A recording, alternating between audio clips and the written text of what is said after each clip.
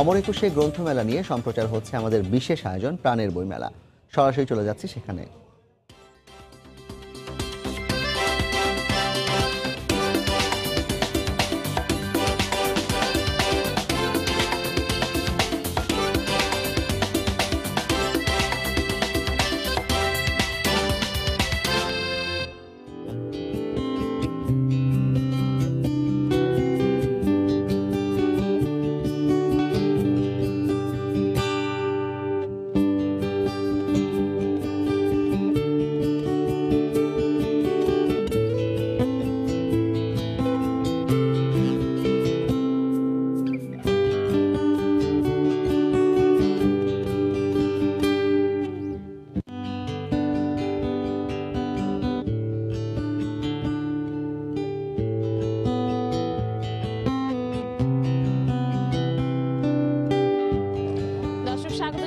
অমর একুশে গ্রন্থমেলা 2019 নিয়ে সময় টেলিভিশনের বিশেষ আয়োজন প্রাণের বইমেলা। আজকে এই 2রা মার্চ আপনাদেরকে স্বাগত জানানোর কথা ছিল না। প্রতি বছরের মতো ফেব্রুয়ারি মাসের 28 তারিখেই বরাবরের মতোই সমাপনী অনুষ্ঠানও ঘোষণা করা হয়েছিল এবং মেলার সমাপ্তি ঘোষণা করা হয়েছিল। তবে একেবারেই সন্ধ্যার শেষ দিকে আমরা শুনলাম যে প্রধানমন্ত্রীর নির্দেশে 2 দিনের জন্য মেলা বাড়ানো হয়েছে, কেননা এবার প্রাকৃতিক দুর্যোগের কারণে, বৃষ্টির কারণে নানানভাবে ক্ষতিগ্রস্ত হয়েছে এই বইমেলা। আমরা আজকে কথা বলবো বরাবরের মতোই শেষ দিনে আমরা যাদের সঙ্গে কথা বলে থাকি, এই মেলার আয়োজনে যাদের বড় ভূমিকা রয়েছে সেই প্রকাশকদের সঙ্গে। এই 2 দিন মেলা বাড়ানোতে তাদের কতটা লাভ হলো, কতটা ক্ষতি হলো, সর্বোপরি এবারের মেলা তাদের কেমন কাটলো আমি জানতে চাইবো। আমার সঙ্গে রয়েছেন মোটামুটি নতুন বলা যায় নতুন প্রকাশনী শুদ্ধ প্রকাশের প্রকাশক হিরণময় হিমাংশু। আমি তাকে দিয়েই শুরু করি। হিমাংশুদা, আপনারা কত বছর হলো বইমেলাতে অংশ নিচ্ছেন? এবারের বইমেলা আপনাদের কেমন গেল? শুদ্ধ প্রকাশের প্রকাশক হিসেবে আমার এবার হচ্ছে প্রথমবারের মতো এবার মেলায় অংশগ্রহণ নেওয়া। এর আগে আমি অন্য একটা প্রকাশনীর সাথে ছিলাম, সেই অভিজ্ঞতাটাই আছে আর কি। হ্যাঁ, অংশ নেওয়ার সেই অভিজ্ঞতাটা আছে। এই ক্ষেত্রে বলা যায় যে গত বরাবরের যে মেলা যেভাবে হতো, এবার আমরা অনেক বেশি পরিসর পেয়েছি। পাঠক অনেক বেশি দেখে স্বাচ্ছন্দ্যভাবে বই কিনতে পেরেছে। তারপরে সবচেয়ে বড় সংযোজন হচ্ছে আমাদের স্বাধীনতার যে স্তম্ভ গ্লাস টাওয়ারটা মেলার সাথে সম্পৃক্ত হয়। অনেক মানুষ এমনি ঘুরতেও আসে মেলায়, ঘুরতে আসলেও তারা তো অন্তত বইয়ের ঘ্রাণটা পায়, বই দেখতে পারে। এটা খুব একটা ভালো দিক আর কি মেলার জন্য। আপনি একেবারেই নতুন প্রকাশক হিসেবে যদি ধরি, মানে শুদ্ধ প্রকাশের এই যাত্রা কেমন? আমি প্রথম হিসেবে বলবো যে ভালোই হয়েছে। মানে আমি যা প্রত্যাশা করছিলাম তার থেকে অনেক বেশি ভালো হয়েছে। আমি প্রথমে চিন্তা করেছিলাম হয়তো 20 থেকে 30টার মতো বই আমি করব, কিন্তু বই করতে গিয়ে দেখি যে আমার 63টা বই আমি নিয়ে আসতে পেরেছি। দ্বিগুণেরও বেশি হয়ে গেছে। আমি 63টা বই নিয়ে আসতে পেরেছি। এর মধ্যে গুরুত্বপূর্ণ আমার একটা আছে বিখ্যাত জনদের, আমাদের যারা গুণীজন আছেন বিভিন্ন ক্ষেত্রে, রাজনীতি, শিল্প, সাহিত্য, সংস্কৃতির, এদের আমি আত্মজীবনীমূলক গ্রন্থমালা করতেছি কিশোরবেলা শিরোনামে। এটা সবারই শৈশব এবং কৈশোরের বর্ণনা, তাদের বয়ানে, তাদের বর্ণনা সব মিলিয়ে বলা যায় প্রথম হিসেবে আমার প্রত্যাশার থেকে প্রাপ্তির যোগটা অনেক বেশি। আচ্ছা, যারা নতুন প্রকাশনায় আসে তাদের ব্যাপারে যেমন নানান ধরনের অভিযোগ থাকে, আবার তাদেরও নানান রকম অভিযোগ থাকে, বিশেষ করে যারা বড় প্রকাশক বা প্রতিষ্ঠিত প্রকাশক তাদের ব্যাপারে। তো আপনি তো আপনার অভিজ্ঞতা ভালোই বললেন। আমি দেখলাম যে আপনি লেখকদের নিয়েও বেশ এক্সপেরিমেন্ট করেছেন, নতুন অনেকের লেখা আপনি প্রকাশ করেছেন। তো এই মানে প্রকাশনায় আপনি কি ঝামেলার সম্মুখীন হয়েছেন? আসলে সব কাজেই তো কোনো না কোনো মানে বিড়ম্বনার সৃষ্টি হয়। হ্যাঁ, ধরেন আপনি যদি চান যেগুলো এড়িয়ে যেতে পারেন কৌশলে, আবার আপনি যদি মনে করেন এগুলোকে নিয়ে আপনি বসবাস করবেন, সেটাও হতে পারে। তো আমার ক্ষেত্রে আসলে আমার যেহেতু পূর্ব অভিজ্ঞতা ছিল, আমার এটা প্রকাশনী নতুন হলেও আমি এই সমস্ত অতিক্রম করে খুব ভালোভাবে এই মেলাটা করতে পেরেছি আর কি। আমি তেমন কোনো সমস্যার সৃষ্টি আমার হয়নি। আমি যে একটু বলি যে হিমাংশুদের নতুনদের ব্যাপারে যেটা বেশিরভাগ অভিযোগ, যে লেখকদের পাণ্ডুলিপি তারা কোনো ধরনের সম্পাদনা না করে বা প্রুফ রিডিং না করে ছাপছে, এই অভিযোগটা কি সত্যি? অনেকের ক্ষেত্রে সত্যি হলো, আমার ক্ষেত্রে যেটা হয়, আমি একটা সম্পাদনা পরিষদ গঠন করেছি। আমার যে কিশোরবেলা সিরিজ আত্মজীবনীমূলক যে সিরিজটা, সেটা একটা বড় ধরনের একটা সম্পাদনা পরিষদ আছেন, ওনারা দেখেন। নতুনদের ক্ষেত্রে যেটা হয়, আমি প্রথম নিজেই পাণ্ডুলিপিটা পড়ি, তারপরে অনেকের ক্ষেত্রে এখানে 2 ভাগে ধরেন পাণ্ডুলিপিটা ভাগ করা হয়। একটা হচ্ছে আইডিয়াটা কি, সে কি আইডিয়া নিয়ে এলো, আরেকটা হচ্ছে সে কি বলতে চাচ্ছেন। তার কণ্ঠস্বরটা কি, এটা হলে তখন আমি সম্পাদনায় হাত দিই। যদি মনে করি যে আমি প্রকাশ করব, তখন আমি হয়তো সম্পাদনায় হাত দিই। যেমন আমার এখানে খুদে লেখক বলা যায় কোনো ধরনের প্রেশার না, অন্য কোনো ধরনের প্রেশারে হয়তো এই প্রেশারটা আপনাকে হচ্ছে এখনো পড়তে হয় আমাকে পড়তে হয়নি, ঠিক আছে। আর পাটলিপি বাছাইয়ের ক্ষেত্রে যদি বলেন, তা আমি ধরেন আমার এখানে একটা সবচেয়ে ক্ষুদে লেখক মেলার বলা হচ্ছে এখন পর্যন্ত, ক্লাস 4th শ্রেণীতে পড়বো এক ছাত্রের আমি বই পড়েছি। তার বইয়ের শিরোনামটা হচ্ছে ভূত বলে কিছু নেই। হ্যাঁ, ধরেন আমরা তো বড় বড় যারা লেখক আছেন, যারা বিজ্ঞান লেখেন, যারা সায়েন্স ফিকশন লেখেন, তারাও কিন্তু ভূতের গল্প লেখেন, আপনারা দেখবেন। এই ভূত যেহেতু নেই, ছেলে এই ভূতের হয়তো ভয় দেখিয়ে মানুষকে তো আসলে মানে বিড়ম্বনায় ফেলার কোনো দরকার নেই। তাহলে এখন ছোট্ট একটা বাচ্চা যদি বলে ভূত বলে কিছু নেই, আমার ওই আইডিয়াটাকে ক্যাচ করছি, করে আমি তার বই করছি, আমি নিজের দায়িত্ব নিয়ে তার বই করেছি। সুতরাং কেউ যদি বলে যে নতুনদের বই ছাপে না, তাহলে আমি বলবো এটা আসলে ভুল। কারণ আসলে আমরা আইডিয়া খুঁজি, কারো ভালো আইডিয়া, কারো ভালো কিছু বলার বক্তব্য থাকলে আমরা সেটা বই আকারে নিয়ে আসতে পারি। নতুনদের বই ছাপে না, এটার সঙ্গে সঙ্গে আরেকটা অভিযোগ তো আছে যে নতুনদের মানহীন বই অনেক বেশি প্রকাশ হয়। আপনার এই যে বইমেলাতে এখন পর্যন্ত আমরা দেখেছি যে 3000-এরও বেশি বই প্রকাশিত, নতুন বই প্রকাশিত হয়েছে। তো আমি একটু জানতে চাই যে আপনার কাছে প্রকাশক না, একজন পাঠক হিসেবে আপনার কি মনে হয় যে আসলে কি অনেক বই মানহীন? এখানে আসলে মানহীনের বিষয়টা কি, ধরেন যতদূর মনে পড়ে সম্ভবত কোনো একজন আমাদের বড় লেখক বলেছিলেন, কার কথা ঠিক আমার নামটা মনে নেই, কিন্তু আমার যেটুকু মনে আছে যে খারাপ সাহিত্য না থাকলে ভালো সাহিত্যটাকে চেনা যায় না। আপনি যে ভালো কাজ হচ্ছে, ভালো লেখা হচ্ছে, ভালো বই হচ্ছে, এটাকে আপনি চিনবেন কোন পথ দিয়ে? অনেক কিছু খারাপ হচ্ছে বলে এর মধ্যে থেকে ভালো কিছু একটা বের হয়ে আসতেছে। সুতরাং এটা খারাপ কিছু না, আপনি খুবই ইতিবাচক ভাবে। হ্যাঁ, এটা অনেকে তো আসলে চেষ্টা করবেন। এমন একটা পথ ধরেন, এখানে যশ খ্যাতি সব কিছুর জন্য, ধরেন ব্যবসায়িক একটা দিক আছে, সব কিছুর জন্য তো মানুষ আসলে ভালো কিছু চাইবে। ভালো কিছুর পথটা আপনাকে কে করে দেবে? খারাপ কিছুর মধ্যে দিয়ে তো মানুষ ভালোটাকে নির্বাচন করতে পারবে, খারাপ কিছু না থাকলে তো মানুষ আসলে ভালো কিছু আবিষ্কার করতে পারবে না। হিমাংশু, আপনার কাছে আমি আবারও আসবো। আমি এবার একটু যার সঙ্গে যাব, অনেক বছর ধরে এই বইমেলাতে অংশগ্রহণ করছে এবং বাংলাদেশে যতগুলো প্রকাশনা সংস্থা আছে তার মধ্যে আমরা একেবারেই নবীনের সঙ্গে কথা বললাম। এখন একজন প্রবীণ প্রকাশকের সঙ্গে কথা বলতে চাই। আমার সঙ্গে আছেন ফরিদ আহমদ, প্রকাশক, সময় প্রকাশনী। ফরিদ ভাই, প্রথমেই আপনাকে ধন্যবাদ জানাবো। মেলা 2 দিন বাড়ানোতে আজকে কি পরিমাণ পাঠক, এবং গতকালও নিশ্চয়ই দেখেছেন কি পরিমাণ পাঠক আসতে পেরেছে, লেখকরা আসতে পেরেছে এবং একটি সুযোগ আসলে সৃষ্টি করে দিয়েছেন, এবং অভিনন্দন একই সঙ্গে, কারণ আপনাদের এই প্রচেষ্টা সফল হয়েছে বলা যায়। তা কেমন লাগছে এই বর্ধিত 2 দিনের মেলা? আমি আসলে অভিনন্দনটা প্রথমেই দিতে চাই পাঠকদেরকে। যেসব পাঠকরা এবার মেলায় এসেছেন, শেষের দিকে যারা বই কিনতে পারেননি, বৃষ্টিতে ভিজে গেছেন, তাদেরই কিন্তু দাবি ছিল, এবং পাঠক এবং লেখকদেরই প্রধানত ছিল দাবিটা বাস্তবায়ন করার জন্য আমরা সমিতির পক্ষ থেকে মুভমেন্ট করেছি। সুতরাং এই যে বর্ধিত 2 দিনে যে পরিমাণ লোক সমাগম হয়েছে, গতকালকে তো আরও ছিল, এবং তাদের অনেকেই কিন্তু বলেছে যে শেষের দিকে আসবো ভেবেছিলাম কিন্তু আসতে পারিনি, এবং তারা কিন্তু 1 তারিখে আর মিস করেননি। 2 তারিখে এরকম অনেকে আপনি দেখবেন যারা আর মিস করেননি। তো এই যে একটা বৃহৎ অংশ লোক যারা বঞ্চিত হতে যাচ্ছিল, এই 2 দিনের জন্য তারা আর বঞ্চিত হলো না, আমাদের বইমেলাটা পূর্ণাঙ্গ রূপ পেল।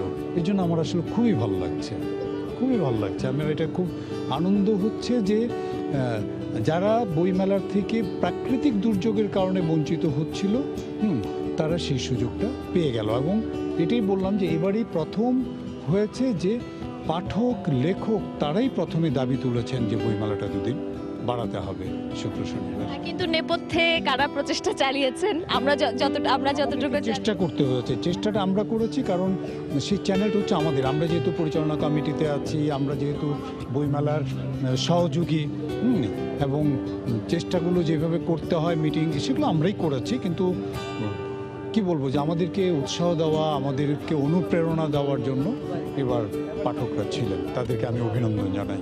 ফরিদ ভাই, মেলার পরিসর তো দিন দিন বাড়ছে, প্রকাশনা সংস্থাগুলোর সংখ্যা বাড়ছে, নতুনরা আসছে প্রকাশনাতে। আপনার কাছে ব্যাপারটি কেমন লাগে? আর পেশাদারিত্ব কি আসলে প্রকাশনা শিল্পে যেভাবে মানে পেশাদারিত্ব থাকার কথা ছিল, সেরকম পেশাদারি প্রকাশনা আমরা পেয়েছি কিনা?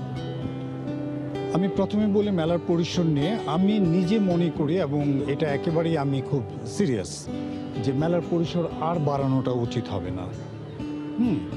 আমি সীমিত করতে বলবো না, কিন্তু আর বৃদ্ধিটা প্রয়োজন নেই। হতে পারে সৌন্দর্য বর্ধনের জন্য আমরা হয়তো লেকের এবার যেরকম মন্ত্রী মহোদয় প্রথম দিকে আমাকে নিয়ে হাঁটতে হাঁটতে লেকের ওই সাইডটাতে গিয়েছেন, গিয়ে বলেছেন যে আমরা সামনের ওর মেলায় এই টুকের লেকটার মধ্যে নিয়ে নেব। এটা কিন্তু সৌন্দর্য বর্ধনের জন্য। কিন্তু আমরা বইমেলার পরিসরটাকে এমন পর্যায়ে নিয়ে যেতে চাই না যে আমাদের পাঠকদের স্টল খুঁজে পেতে বা বাচ্চাদেরকে নিয়ে তাদের ঘুরতে কষ্ট হচ্ছে, কিংবা এমন একটা কর্নার হচ্ছে যেখানে যে কত 20-25 জন পড়ছেন, 20-25টি প্রতিষ্ঠান যেখানে পড়ছে, তারা সারা মাস হাই হুতাশ করছে। তারাও তো প্রকাশক, আমরাও যেরকম প্রকাশক। একজন আপনার গেটের কাছে দিয়ে যারা পড়েছে, তাদের জন্য মেলাটা একরকম, তাদের জন্য রোজার পরে ঈদ এসেছে। আর যারা আপনার খুবই অফ সাইডে পড়ছে, হ্যাঁ, তাদের জন্য রোজার পরে একটা বিষণ্ণতার ছায়া এসেছে। সেটা তো হতে পারে না।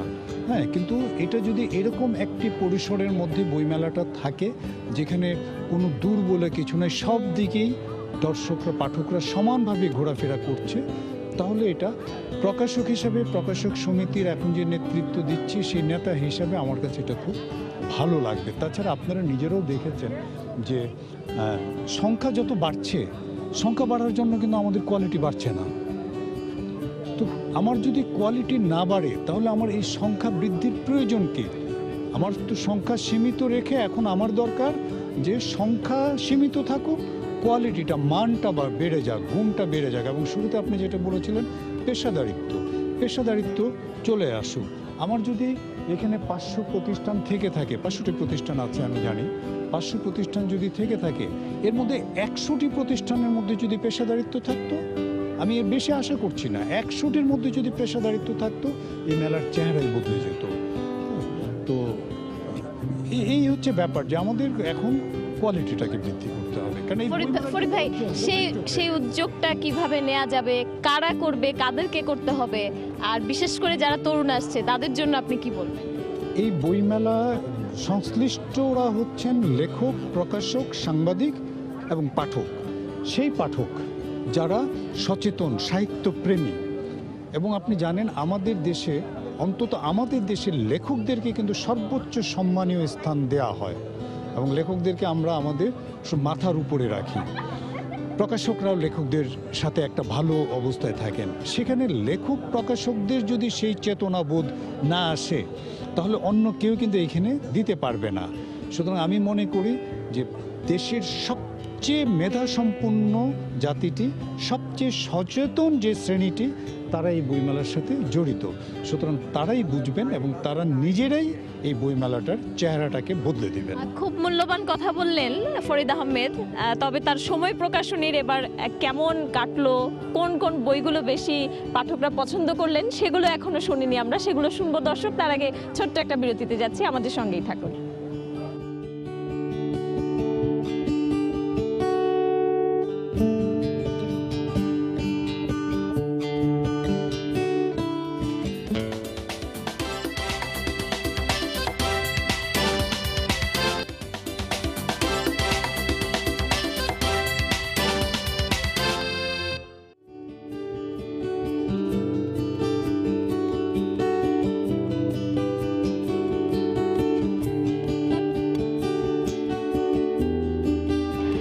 দর্শক, আবারও স্বাগত জানাচ্ছি প্রাণের বইমেলায়।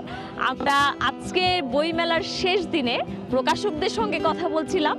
আমরা পুরো মাস জুড়ে কথা বলেছি লেখকদের সঙ্গে, প্রকাশকদের সঙ্গে, জানতে চেয়েছিলাম তাদের বইগুলো নিয়ে, তাদের সাহিত্য ভাবনা নিয়ে। আজকে আমরা মেলা নিয়েই কথা বলছি। আমার সঙ্গে এখন রয়েছেন টাঙ্গন প্রকাশনীর প্রকাশক অজয় কুমার রায়। অজয় দা, আপনাদের এটা প্রথম মেলাতে অংশগ্রহণ, আপনার অভিজ্ঞতা কি এই প্রথম বছরে? আসলে এই বইমেলার সাথে আমার 10 বছরের সম্পর্ক। তো প্রকাশক হিসেবে নাকি লেখক হিসেবে? লেখক হিসেবে, লেখক এবং এই বইমেলা কেন্দ্রিকে আমি বেশিরভাগ কাজ করছি। তো এবারে আমি প্রথম আমার প্রতিষ্ঠান প্রকাশন মধ্যে টাঙ্গন অংশগ্রহণ করেছে। সেই অভিজ্ঞতা থেকে, দীর্ঘদিনের অভিজ্ঞতা যেহেতু, সম্পর্ক যেহেতু দীর্ঘদিনের, সেহেতু তো মনে করেন যে আমার একটা তো ভালোবাসা, আন্তরিকতা, শ্রদ্ধাবোধ এই বইমেলার প্রতি, এগুলো তো আমার আছেই। লেখকরা যখন প্রকাশনা শিল্পে আসেন, তখন কি সুবিধা বেশি হয় নাকি অসুবিধা বেশি হয়? অসুবিধাটা বেশি হয়, কারণ একজন লেখক যখন প্রকাশনা কাজে নেমে যায় তখন অনেক বই তাকে দেখতে হয়, অনেক, যার ফলে তার নিজের লেখাটা কিছুটা হলেও ক্ষতি হয়। আছে অনেকে আছে, যেমন আমাদের মফিদুল ভাই, জাতীয় সাহিত্য প্রকাশের, উনিও লেখালেখি করে, প্রকাশনা করে, অনেকেই আছেন। অনেকেই আছেন। তো আমার মনে হয় যে আমরা যারা লেখক, মূলত যারা লেখক, প্রফেশনাল যারা লেখক, তাদের প্রকাশনা শিল্পে না আসাই ভালো। আপনি এলেন কি মনে করে? আমি আসলে কি, আমি একটা এলেনে আসার একটা উদ্দেশ্য, যে যেহেতু আমি নিজে লেখালেখি করি এবং আর আমি অন্য কোনো পেশায় সম্পৃক্ত হতে পারতেছি না, লেখালেখির সাথে রুটি রুজির একটা বিষয় থাকে। আর আমি মূলত কাজ করি গবেষণাধর্মী। আমার যেমন ঠাকুরতলার ইতিহাস একটা বই আছে, তারপর তেবাক আন্দোলন নিয়ে আছে। তো আমি এগুলো কাজ করতে গিয়ে যে পরিমাণ অর্থের প্রয়োজন হয়, এখন ভাবতেছি যেহেতু আমি এই বইয়ের সাথে সম্পৃক্ত, সেহেতু প্রকাশনাটা আমার জন্য বেস্ট হয়, মানে ভালো হয়। অতএব আমি এই দিক চিন্তা করে আমি প্রকাশনার কাজে আসছি, মানে এই প্রকাশনা শিল্পে আমি হাত দিয়েছি। আচ্ছা অজয় কুমার, আপনার ধরেন লেখক হিসেবে ইন্টারেস্টের জায়গা কোনটা, আর প্রকাশক হিসেবে আপনার ইন্টারেস্টের জায়গা কোনটা? কোন বইগুলো আপনি করতে চান? এই প্রতিষ্ঠানে মনে করেন যে আমি যেহেতু নিজেও কবিতা লিখি, কবিতা এবং গবেষণা এই দুইটা হচ্ছে আমার সবচেয়ে প্রিয় জায়গা। নিজেও কবিতা লিখি, সেই জন্য আমি কবিদের অন্যভাবে দেখি, শ্রদ্ধা করি, অন্যান্য লেখকদেরও শ্রদ্ধা করি। যেহেতু কবিতা লিখি, এর সাথে একটা অন্যরকম সম্পর্ক। আর নিজের যেহেতু আমি গবেষণা করি, এই গবেষণা আমি বিশেষ করে আঞ্চলিক ইতিহাস নিয়ে কাজ করি। এই জন্য আমি চেষ্টা করছি, আমার প্রতিষ্ঠান থেকে এবারও 3-4টা বই আঞ্চলিক ইতিহাস নিয়ে কাজ করছে। সেই দিক থেকে মনে করেন যে যেহেতু আমাদের গ্রাম, আমাদের আঞ্চলিক বিষয়গুলো আমাদের যেহেতু শেখরের বিষয়, সেই বিষয়কে কেন্দ্র করে মানে এই আমার প্রতিষ্ঠানে কাজ শুরু হয়েছে। আপনার সঙ্গে আমি আবারও কথা বলবো অজয় কুমার রায়। আমি ফরিদ আহমদের কাছে ফিরে যেতে চাই। সময় প্রকাশনীর এবারের বইগুলো সম্পর্কে জানার আগে ফরিদ ভাই, আপনার নিজেরও তো একটি বই আছে, প্রকাশক নামা। আমি একটু দর্শকদের জন্য বলে দিই, লেখক হিসেবে ফরিদ ভাইয়ের যে আত্মপরিচয় তৈরি হলো এবং বইটি বেশ জনপ্রিয়তা, পাঠকপ্রিয়তা পেয়েছে, এটা কি আপনার লেখার সৌন্দর্যের কারণে নাকি হুমায়ুন আহমেদ থাকায় বিশাল ব্যাপ্তি জুড়ে, এই কারণে? আপনার কি মনে হয়? আমি আসলে 3টা বইয়ে আমার বের হয়েছে। তো প্রকাশক নামাটা আমি নিজেও যখন প্রকাশক হয়েছিলাম, বাংলাদেশের প্রকাশনার ইতিহাসটা আমি জানতে পারিনি, এবং আমাদের যে অগ্রগণ্য প্রকাশকরা আছেন তারা কিভাবে প্রকাশক হয়েছেন সেটাও আমি জানতে পারিনি। তখন থেকে কিন্তু আমি দেখেছি যে আমাদের প্রকাশক যে কি বলবো, পারিপার্শ্বিক যে ব্যাপারটা সম্পর্কে জ্ঞান নেওয়ার, সেটার একটা অভাব আছে। আর আমি যখন প্রকাশক হয়েছিলাম তখন কিন্তু আমাদের যে বাংলা বাজারের সৃজনশীল প্রকাশনা কিন্তু একেবারেই ট্র্যাডিশনাল প্রকাশনা ছিল, যে বাবার থেকে ছেলে আসছে, ছেলের থেকে ছেলে আসছে, বাইরের থেকে প্রকাশক হওয়া। এবং যদি বলি যে শিক্ষিত বলতে স্বাভাবিক শিক্ষিত, যে একটু বিশ্ববিদ্যালয় থেকে পাশ করে আসেন, এইরকম কিন্তু খুব কম ছিল। এবং কোনো রকমের কোনো আত্মীয় স্বজন আমার প্রকাশনার সাথে সংশ্লিষ্ট ছিলেন না। আমি কোনো প্রকাশনা প্রতিষ্ঠানে চাকরি করিনি এবং আমি লেখাপড়া শেষ করে প্রকাশনায় এসেছি। সেই ঘটনাটি সেই সময় আমি ছাড়া আমি অন্তত আমার আশেপাশে কাউকে খুঁজে পাইনি, এবং খুবই একটা স্ট্রাগলের টাইম গেছে। এবং সে সময়ে এমন ছিল যে বাংলা বাজারে বাইরের লোকজনদেরকে, বাইরের মানে কি ব্যবসা করার জন্য বাইরের কেউ যে প্রবেশ করবে সেটাও কিন্তু খুব কঠিন ছিল। এই অভিজ্ঞতাগুলো আসলে জানা দরকার আমাদের, বর্তমানে যারা প্রকাশনা করছেন বা ভবিষ্যতে যারা আসবেন তাদের জানা দরকার, সেটা একটা ব্যাপার। আর সেকেন্ড হচ্ছে যে হুমায়ুন আহমেদ আর আমার পথ চলা অনেকটা একই সাথে। কারণ হুমায়ুন আহমেদ যখন দেশে এলেন, দেশে আসার আর এই 5-7 বছরের মধ্যেই আমিও প্রকাশনাতে যোগ দিলাম। এবং হুমায়ুন আহমেদের তখন প্রথম উনি একটু বেশি পরিচিত, আমিও শুরু। এবং হুমায়ুন আহমেদের আরেকটা ব্যাপার ছিল, উনি কিন্তু প্রকাশনার জন্য অনেক কাজ করেছেন, যেটা এখনকার জেনারেশন জানে না, যে তখন বিদেশি বই আমাদের দেশটাতে ভরেছিল। এমনকি আমাদের কলকাতার বই, পশ্চিমবঙ্গের কিছু জনপ্রিয় লেখকের প্রকাশনায় বাংলা বাজারের সব প্রকাশকরা করতো, আমাদের বই করতো না। এবং মফস্বলে বা জেলা শহরগুলোতে যেসব বইয়ের দোকান ছিল, আমাদের বই পাওয়া যেত না। হুমায়ুন আহমেদ একরকম যুদ্ধ ঘোষণা করেছিলেন এবং তার সেই যুদ্ধের বলতে পারেন সেনাপতি ছিলাম আমি, এবং আমরা আর কয়েকজন প্রকাশক নিয়ে সারা বাংলাদেশ চষে বেরিয়েছে এই বইয়ের একটা মার্কেট তৈরি করার জন্য। এবং আমাদের অনেক প্রকাশক তখন আমদানিকারক ছিলেন, শুধুমাত্র পশ্চিমবঙ্গের বই আমদানি করতেন। তারা আমদানি ছেড়ে দিয়ে বাংলাদেশি বইয়ের প্রকাশনা শুরু করেছেন এবং এখানে এরকম বেশ কয়েকজন আছে, আমি আপনাদের দেখাতে পারবো। হ্যাঁ, এই যে কাজগুলো আজকে যে আমরা একটা কি বলবো যে একটা গোল্ডেন টাইম প্রকাশনার পাচ্ছি সৃজনশীলের, অনেকটা ফুল বিছানো পথ দিয়ে হেঁটে যাচ্ছি, এটা কিন্তু এমনিতে হয়নি। এটার জন্য অনেক পরিশ্রম করতে হচ্ছে, যুদ্ধ করতে হয়েছে, জাস্ট এই অভিজ্ঞতাগুলো একটু লিখতে হয়েছে। এবং হুমায়ুন আহমেদ অবশ্যম্ভাবী ছিল। ফরিদ আহমেদ যে স্মৃতি কথা লিখবে তার শুরুতেই হুমায়ুন আহমেদ থাকবে। যদি না থাকতো, হ্যাঁ উনি থাকায় হয়তো অনেকে মনে করছেন যে এটা কমার্শিয়াল বেশি পেয়েছে, উনি যদি না থাকতেন তাহলে ওই লেখা এবং ওই লেখক অকৃতজ্ঞ হয়ে যেতাম আমি, বুঝলেন। ফরিদ ভাই, শুধু হুমায়ুন আহমেদ কেন, আপনার হাত ধরে অনেক তরুণ লেখক, এখন যারা প্রতিষ্ঠিত লেখক অনেকেই কিন্তু আমাদের এই লেখালেখির জগতে এসেছে। এই যে আপনি ধরেন লেখা শুরু করলেন প্রকাশকনামা, আপনার কি আর কোনো বই লেখার 3টি বই তো হয়েছে, আর কোনো প্ল্যান আছে কি? আমি ওই অনেক লেখকের কথা একটু বলি। আমি আমার প্রকাশকনামার ভূমিকাতে আমি এটুকু লিখেছি যে আমার অনেক লেখক এবং একদম শুরু হয়েছে আমার এখানে, তাও আছে, তাদের সাথে আমার অনেক স্মৃতি আছে, কিন্তু সেই স্মৃতিগুলো চলমান। হুমায়ুন আহমেদের সাথে স্মৃতি আমার থেমে গেছে, আর কোনো স্মৃতি তৈরি হবে না, সুতরাং ওটা এখন লিখতে হয়, আর এদেরটা নিয়ে লিখবো অনেক পরে। আমার বই লেখার খুব ইচ্ছে নেই। আমি এই প্রকাশকনামার সাথে আমি অনেক ভ্রমণ করেছি, তো হঠাৎ করে এই কাশ্মীর এবং ভুটান ভ্রমণ করতে গিয়ে আমি একটু বেশি আবেগপ্রবণ হয়েছিলাম, সেটার উপরে বই লিখেছি। আর আপাতত আমার বই বের করার ইচ্ছা নেই, তবে প্রতিটি লেখক যাদের সাথে আমি যাদের সংস্পর্শে এসেছি তাদের সবার উপরে আমি কিছু কিছু কাজ করছি। এটা হয়তো বা কবে বেরোবে আমি জানি না, এমনও হতে পারে যে আমার জীবিতকালে বের হলো না, অসমাপ্ত পাণ্ডুলিপি আপনারা বের করলেন, তাও হতে পারে। হ্যাঁ, বাট আচ্ছা ফরিদা, আপনি তো অনেক দিন ধরে এই শিল্পে আছেন, এখন বলা হয় যে লেখকদের মধ্যে সম্প্রীতি কমে গেছে, বা প্রকাশক লেখক পাঠক যে সম্পর্ক ছিল সেটাতে কিছুটা চিড় ধরেছে, এই কথাটা কি আপনার সত্যি মনে হয়? কথাটাকে একটু ঘুরিয়ে বলতে হবে। সেটা হচ্ছে যারা আগেকার সময়টা দেখেনি তারা মনে করছে এই সময়টা চিড় ধরেছে। আগের সমাজ ব্যবস্থা এখনের সমাজ ব্যবস্থাটা অনেক ভিন্ন হয়ে গেছে। আগে বাংলার দেশের সাহিত্যটি গড়েই উঠেছিল আড্ডার মাধ্যমে, যেখানে সেখানে আড্ডা হতো, প্রতিদিন আড্ডা হতো। বাংলা বাজারে আমি তো বলতাম যে আমি তো ব্যবসা শিখলাম আড্ডা করতে করতে প্রকাশক হলাম। এই যে আড্ডা, এখন যে ব্যস্ত জীবন, ফেসবুক জীবন, ইন্টারনেট জীবন, এই জীবনে আমাদের ওই আড্ডাগুলোকে একদম কেড়ে নিয়ে গেছে, যার ফলে আমাদের ওই আন্তরিকতাটা কমে গেছে বা ওইটা দেখানোর সুযোগ নেই। এর জন্য হয়তো অনেকে মনে করতে পারেন, তবে সম্পর্কে চিড় ধরেননি। আমাদের বাড়িকে কাছাকাছি আসার প্রবণতাটা এখন নেই। এখন আমাদের সেই দূরালিপন যেটা বলে, সেই সম্পর্কটা দূরত্বে চলে গেছে। এই যা। আপনাকে অনেক ধন্যবাদ। এবং আমাদের সঙ্গে আরও যারা ছিলেন, 3 জন প্রকাশক আজকে উপস্থিত ছিলেন, তাদের অভিজ্ঞতা আমরা শুনলাম। দর্শক, বইমেলার শেষ দিন আজকে, তো বলতে পারছি না যে আগামীকাল আবারও দেখা হবে, তবে আগামী বছরে বইমেলার খবরাখবর নিয়ে আমরা আবারও থাকবো। এবছর বইমেলা শেষ হলেও বই কিন্তু শেষ হয়ে যাচ্ছে না, সারা বছর আপনারা বই পড়বেন এবং বইয়ের খোঁজ রাখবেন, এমনটাই আশা করে আজকের এই অনুষ্ঠান এখানে শেষ করছি।